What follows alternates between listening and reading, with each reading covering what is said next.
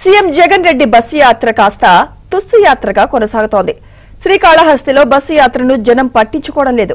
దీంతో మదనపల్లి, నగరి, పుత్తూరు, పూతలపట్టు తదితర ప్రాంతాల నుంచి జనాన్ని బలవంతంగా బస్సుల్లో తరలిస్తున్నారు. అయితే శ్రీకాళహస్తికి బస్సులో వచ్చిన జనం జగన్ రెడ్డి సొంత డబ్బా వినేందుకు అయిష్టత చూపిస్తున్నారు. నెరవేర్చని హామీలను నెరవేర్చినట్లు చెప్పుకోవడంపై జనం ఆగ్రహిస్తున్నారు.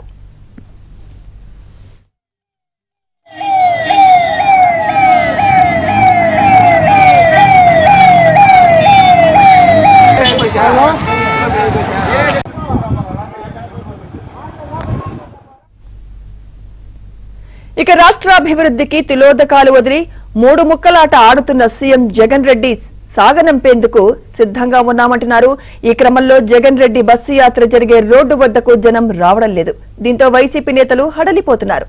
మధ్యాహ్నం సభకు జనం లేకపోవడంతో అందుకోసం తెచ్చిన కుర్చీలను లారీల నుంచి నిర్వాహకులు దింపలేదు. మరోవైపు ప్రభుత్వ రవాణా సంస్థను సీఎం జగన్ రెడ్డి సభలకు తరలించడంతో అనేక బస్టాండుల్లో బస్సులు లేక ప్రయాణికులు తీవ్ర అవస్థలు పడుతున్నారు.